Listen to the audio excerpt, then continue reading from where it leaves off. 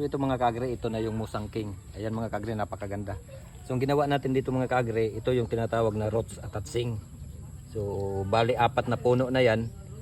Ang purpose kasi nito mga kagre, pagdating doon sa field ay talagang matibay siya. So ngayon bubuksan na natin. Yan. Ayan, so nag-engage na siya. Ibig sabihin, konektado na sila.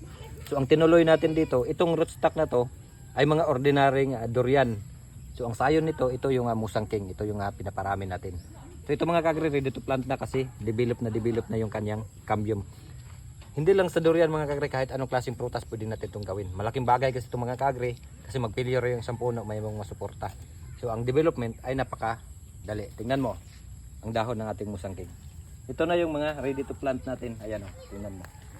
So, ibig sabihin, pagka nakapahinga lang to dito ng mga ilang araw, pwede na natin itanim. Pero mga sprout dito mga kagre, dapat talaga natin agarin yan na makuha. Kasi ito yung mga ordinaryong durian. So ang sayon, ito yung Musang King.